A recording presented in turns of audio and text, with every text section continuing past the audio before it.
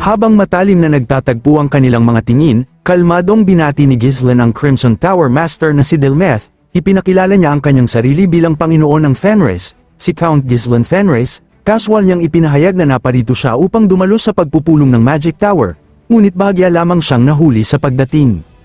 Handa si Ghislaine na lumaban, at ganoon din si Delmeth na patuloy na nagtitipo ng napakalakas na mahika, isang kumikislap na magic circle ang ganap na bumabalot sa kanyang katawan habang lumalakas ang kanyang kapangyarihan. Labis ang tuwa ni Vanessa nang makita ang pagdating ni Ghislaine, maging si Hubert ay hindi maitago ang kanyang pananabik at agad siyang tinawag. Samantala, nagulat si Delmeth at napautal nang mabanggit ang pangalang Fenris, agad niyang nakilala ang binata bilang si Ghislaine Fenris, ang pinakadakilang eskrimador sa Hilaga. Habang masusing pinagmamasdan ng binata, napagtanto ni Delmeth na ito marahil ang taong sumira sa mga plano ng duke. Dahil dito, agad niya itong sinigawan at tinanong kung bulag ba ito sa katotohanang nasa gitna sila ng isang opisyal na magic duel, isang mahalagang bahagi ng Magic Tower Exchange. Mariin niyang ipinahayag na walang karapatan ang isang ordinaryong maharlika na manghimasok sa pribadong usapin ng mga salamangkero.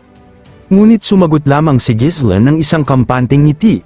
Sinabi niyang mukhang hindi pa naipapaalam ni Hubert ang mahalagang balita. Sa likuran niya, litong-lito si Hubert at hindi maunawaan kung ano ang tinutukoy ni Ghislaine.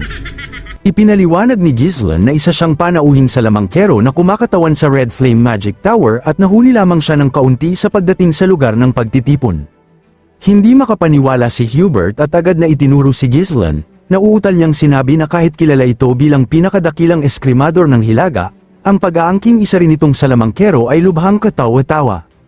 Gayunpaman, agad siyang pinatahimik ni Vanessa. Walang pag-aalinlangan itong hinampas si Hubert gamit ang kanyang magic staff. Mabilis namang nakaunawa si Hubert sa sitwasyon at agad na binago ang kanyang tono. Malakas niyang ipinahayag na tama si Ghislaine at opisyal itong panauhing salamangkero ng Red Flame Magic Tower. Ipinagmalaki pa niyang siya mismo ang personal na nag-imbita rito. Habang nakalutang sa himpapawid sa tulong ng kanyang mahika, masamang nakatitig si Delmeth sa kanilang lahat. Bagamat pinagtatawanan niya ang ideya na isang salamangkero ang Baron ng Fenris, isang patak ng pawis ang dahan-daang gumulong sa kanyang noo.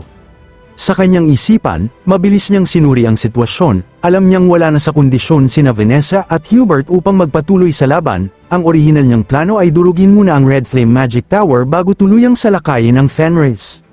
Ngunit unti-unting lumitaw ang isang madilim na ngiti sa kanyang mukha. Malakas niyang sinabi na kung nais ng Baron ng Fenris na kusang magpakamatay sa pamamagitan ng pagpasok sa apoy, hindi niya ito pipigilan. Sa kanyang isip, wala nang halaga ang Magic Tower Exchange. Ito na ang perpektong pagkakataon upang lipulin ang lahat ng kalaban ng Duchy sa iisang mapaminsalang pag-atake. Kaagad niyang nilikha ang parehong napakalaking bola ng mahika na muntik nang magwasak sa buong palasyo. Ilang sandali lamang ang nakalipas. Walang pag-aatubili niyang itinuon ang napakalupit na kapangyarihang yun kay Ghislaine, handang wakasan ang lahat sa isang nakagigimbal na pagsabog. Biglang humalakhak ng baliw si Delmoth at malakas na sumigaw na sa huli. Ang lahat ng bagay sa mundong ito ay nalulutas lamang sa pamamagitan ng sukdulang lakas. Kasabay nito, nagsimulang magningning ang buong tore sa isang nakakatakot na pulang liwanag.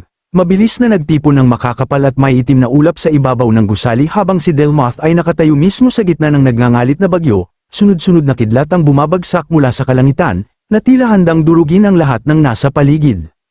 Napatitig sina Vanessa at Hubert sa nakapangingilabot na tanawin. Hindi sila makapaniwala sa napakalaking kapangyarihang ipinapakita ni Delmoth. Ngunit nang bumagsak ang nakamamatay na pag-atake, agad itong sinalubong ni Ghislaine gamit lamang ang kanyang espada. Ang dulo ng kanyang talem ay nagsimulang magliwanag habang napapalibutan ng maliliit na pulang kidlat. Kalmadong sinabi ni Ghislaine na isa ito sa pinakamagandang bagay na narinig niya buong araw. Katulad ni Delmoth, mas gusto rin niyang lutasin ang mga problema sa pamamagitan ng purong lakas. Pagkatapos ay yumuko siya ng bahagya at gamit ang kanyang napakalakas na pisikal na puwersa, sumabog siyang paitaas na parang isang bala. Sa isang iglap ay lumipad siya diretso patungo kay Delmoth. Nagulat ang Archmage sa bilis ng kanyang kalaban, walang pag-aalinlangan, isinaksak ni Ghislaine ang kanyang espada patungo sa ulo ni Delmoth. Sa desperasyon, sinalag ito ng Archmage gamit ang kanyang mahika at pinigil ang talem sa pagitan ng kanyang dalawang kamay. Ngunit laking gulat niya nang makita niyang unti-unti nang binabasag ng espada ni Ghislaine ang kanyang depensa. Dahil dito, mabilis niyang ginamit ang blink technique at nag-teleport sa maikling distansya. Ang tanging natama ni Ghislaine ay ang naiwan nitong after image. Pagkalayo niya, mabigat ang paghinga ni Delmoth, Kitang-kita ang takot at pagkabigla sa kanyang mukha. Sa kanyang isip, hindi siya makapaniwala na may isang taong nakaharang sa isang 7th Circle Magic Field gamit lamang ang ordinaryong espada. Napagtanto niyang kung nahuli pa siya ng kahit isang segundo lamang, malamang ay nagtamo na siya ng matinding sugat. Ayaw magpadaig, agad siyang lumikha ng maraming espada na gawa sa purong mahika. Habang ginagawa yon, inamin niyang tunay ngang karapat-dapat si Ghislain sa titulong pinakadakilang eskrimador ng Hilaga. Pagkatapos ay sabay-sabay niyang pinakawalan ang napakaraming mahiwagang espada patungo kay Ghislain na nasa himpapawid pa rin. Ngunit sa isang iglap, ginamit ni Ghislain ang kanyang mana threads technique, kumapit ang mga sinulid ng mana sa mga bahagi ng paligid at nagsilbing mga tali upang makagalaw siya ng malaya sa ere. Habang umiikot at kumikilos ng napakabilis, isa-isa niyang naiwasan ang lahat ng mahiwagang espada. Napatulala si Delmoth, hindi siya makapaniwalang totoong mana threads ang nakikita niya. Patuloy siyang nagpapakawala ng mas marami pang espada, ngunit walang kahirap-hirap na naiwasan ni Ghislain ang bawat isa. Habang tumatagal, lalo siyang nakakalapit sa kanyang kalaban. Nang makarating siya sa loob ng saklaw ng pag-atake, agad siyang naglunsad ng napakalakas na pababang paghataw. Sa huling sandali, nakagawa si Delmoth ng isang proteksyong magic barrier sa paligid ng kanyang katawan at bahagyang naisalag ang pag-atake. Ngunit hindi huminto si Ghislain, lalong naging mabagsik ang kanyang offense iba habang si Delmoth naman ay unti-unti nang nauubusan ng lakas. 2 beses na niyang ginamit ang napakalalakas at magastos na 7th Circle techniques kaya nagsisimula na siyang mapagod. Nagpatuloy ang matinding bakbakan, mabilis na umiwas si Delmoth at gumanti gamit ang isang mahiwagang espada, ngunit agad itong naiparis ni Ghislain. Muli namang umatake ang Archmage mula sa ibaba, subalit naharang na naman ito ng espada ni Ghislain. Habang umiikot ng maayos sa ere, biglang ginamit ni Ghislain ang kanyang mana threads upang balutin at atali si Delmoth. Kapareho yun ang teknik na minsang ginamit ng masamang espiritu laban sa kanya noon. Nang mahigpit ng nakagapos ang Archmage, ginamit ni Ghislain ang buong lakas ng kanyang katawan at walang awa niyang ibinagsak si Delmoth sa lupa. Isang malakas na pagsabog ang yumanig sa paligid, napadugo ang bibig ni Delmoth at napalakas ang kanyang pag-ubo habang bumabangga sa wasak na sahig. Pagkatapos ay binuwi ni Ghislain ang kanyang mga mana threads, dahilan upang gamulong-gulong si Delmoth sa mga guho. Napatulala si Hubert sa kanyang nasasaksihan, nauutal niyang sinabi na imposibleng mangyari ito. Hindi siya makapaniwalang ang kanyang kapatid ay tunay na dinodomina ang isang maalamat na figura tulad ni Delmoth. Sa loob naman ng katawan ni Ghislain, nagsalita ang masamang espiritu, humanga ito sa husay ng kanyang Panginoon sa pakikipaglaban, lalo na laban sa isang 7th Circle Archmage. Dagdag pa nito, kahit ganito nakalakas si Ghislain, hindi pa niya naabot ang sukdulang lakas na taglay niya noong nakaraan niyang buhay. Ngunit agad itong pinatahimik ni Ghislain at sinabing tumahimik na lamang. Samantala, pilit na tumayo si Delmoth kahit duguan, sugatan, at hirap na hirap huminga. Galit na galit niyang tinawag si Ghislain na isang hambog na bata. Habang hingal na hingal at halos hindi makatayo ng maayos, tinanong niya kung anong uri ng kapangyarihan ang taglay nito. Ayon sa kanya, ang lakas na ipinapakita ni Ghislain ay hindi kailanman maaaring taglayin ng isang ordinaryong kabalyero.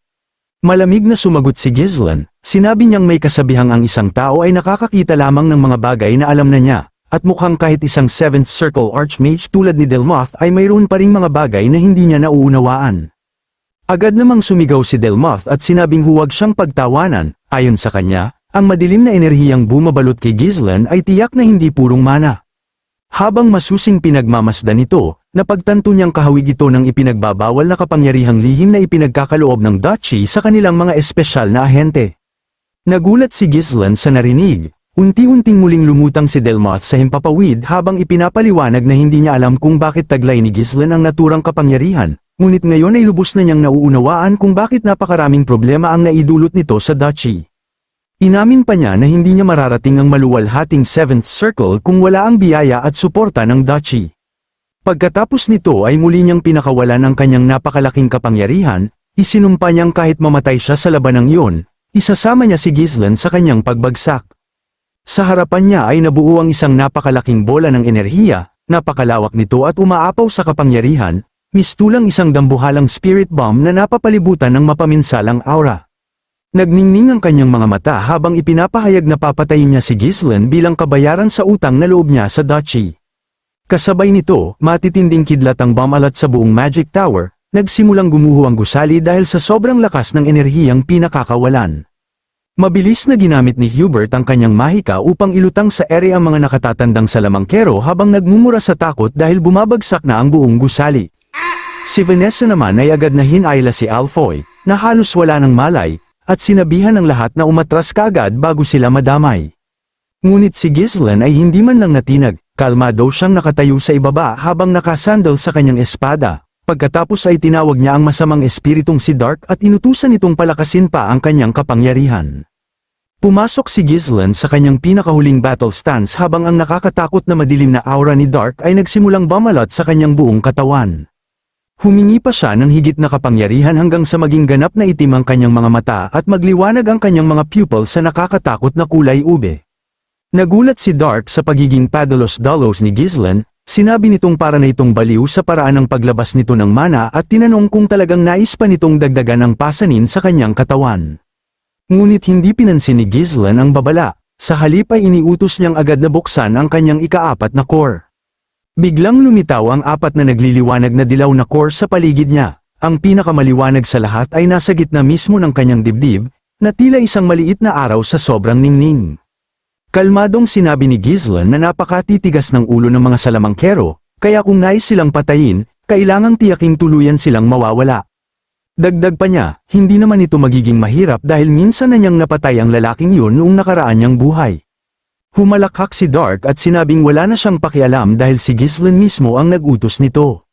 Binalaan niya si Ghislaine na gagamitin niya ang pinakamalalakas na emosyon sa kanyang kaluluwa bilang panggatong ng kapangyarihan, at huwag na huwag nitong kalilimutan na kapag namatay siya, mapupunta ang katawan nito sa espiritu. Kasunod noon ay nagsimulang magsanib si Dark sa pangunahing core ni Ghislaine. Sa kanyang isip, naalala ni Ghislaine ang lahat ng kanyang kinamumuhiang kalaban, mula kay Duque Delphine hanggang sa iba pang mga taong nagtangkang sirain ang kanyang buhay. Ginamit niya ang lahat ng galit na yun upang itulak ang sarili sa isang mas mataas na antas ng kapangyarihan. Mula sa itaas, sumugod si Delmoth dala ang napakalaking bola ng enerhiya. Mula naman sa ibaba, nakatayo si Ghislaine sa kanyang sukdulang anyo. Nagliliwanag ang kanyang espada sa umaapaw na mana habang marahas na umiikot sa paligid niya ang madilim na aura ni Dark. Sa wakas ay pinakawala ni Delmoth ang kanyang pinakamatinding inferno technique at ibinato ang dambuhalang bola ng enerhiya patungo kay Ghislaine. Nang makita itong paparating, agad na nag-ipon ng lakas si Ghislaine. Sa isang napakabilis na galaw, isinagawa niya ang kanyang maalamat na aura blade technique. Isang nakakasilaw na hiwa ang sumabog sa himpapawid. Walang anumang nakapigil dito, nahati sa gitna ang napakalaking bola ng enerhiya, nabiyak din ang lahat ng dinaanan ng atake. At sa parehong sandali, nahati rin sa dalawa ang katawan ni Delmoth. Tuluyang natapos ang laban, pagkaraan nito, lumipat ang tagpo sa isang bahay na nakatago sa gitna ng malalawak na kagubatan at mga gumugulong na burol. Doon ay abala si Tennant sa pagsasanay ng kanyang mga alagad.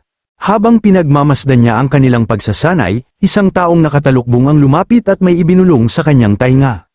Matapos marinig ang balita, ipinagpalakpak ni Tennant ang kanyang mga kamay at inutusan ng lahat ng estudyante na huminto.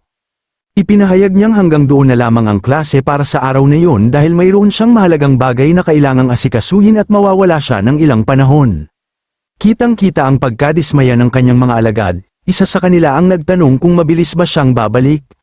Ngayon ay nangako si Tennant na oo, sa kanyang isipan, tahimik niyang inalala ang kanyang alagad na namatay, kahit gaano pa ito naging kabiguan, bilang guro nito ay tungkulin niyang ipaghiganti ang kanyang pagkamatay. Samantala, sa malayo, hindi pa natatapos ang mga pagsubok ni Ghislaine, isang panibagong nakamamatay na labanan ang naghihintay sa kanya. Sa pagkakataong ito, haharapin niya ang pinakamalakas na espada ng silangan.